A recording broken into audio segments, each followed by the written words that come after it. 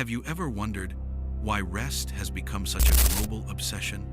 Why governments, activists, and even world leaders are all calling for one common day of pause, a day of unity?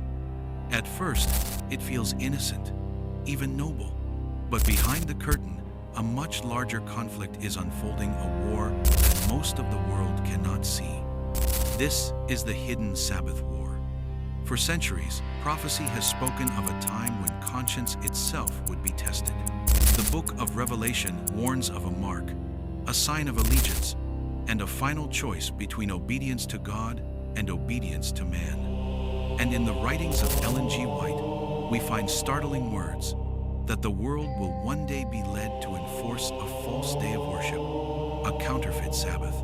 But how could something so ancient, so unimaginable, happen in our modern, enlightened age? Look closely. The story has already begun. Across Europe, Sunday laws have quietly resurfaced under the banner of family time. In Germany, for example, shops are forbidden to open on Sundays. Leaders call it a cultural treasure, a gift of rest. In Latin America, Catholic bishops have long urged governments to enshrine Sunday rest as a moral duty. And in the United States, whispers of a national day of rest echo every time the nation reels from crisis, economic downturns, climate disasters, or moral collapse. But here's the twist. The push for Sunday is no longer just religious. It's being dressed in the language of climate change, mental health, and social justice. World leaders now argue that if humanity simply slowed down one day a week, carbon emissions would plummet, families would heal, communities would thrive. And so, Sunday is reborn as the solution for a broken planet. Sounds persuasive, doesn't it? Who wouldn't want cleaner air, stronger families, and a day free from the grind? But prophecy tells us that the final crisis will not come with a glaring label of evil. It will come cloaked in light, appearing good, even compassionate. Ellen White wrote, "The substitution of the laws of men for the law of God, the exaltation by merely human authority of Sunday in place of the Bible Sabbath, is the last act in the drama."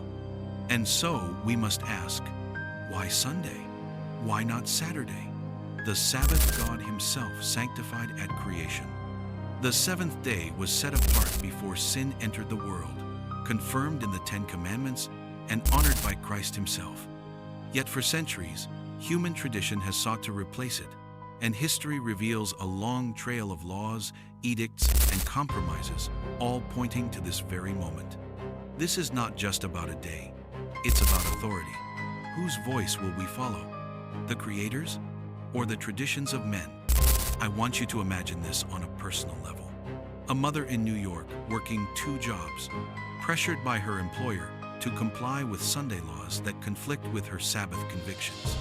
A student in Brazil, told by his professors that he must attend Sunday seminars to graduate, even as his Saturday faith sets him apart.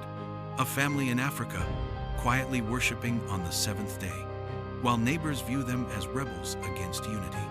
These stories may sound distant, but they are closer than we think. Because the Sabbath war is not just fought in courts and parliaments, it's fought in hearts. Each of us must decide, will we honor the Word of God when the majority demands otherwise? And here lies the uncomfortable truth. Many Christians themselves are unprepared. Churches preach grace without obedience, rest without responsibility, and faith without sacrifice. Yet the final test will demand a faith that stands alone, even when every earthly support is withdrawn. Ellen White described this coming moment with chilling clarity. As the storm approaches, a large class who have professed faith in the third angel's message, but have not been sanctified through obedience to the truth, abandon their position. In other words, many will give in. Many will yield for comfort, for safety, for survival. But a faithful few will hold firm. Their loyalty will not be bought by promises of security, nor broken by threats of loss.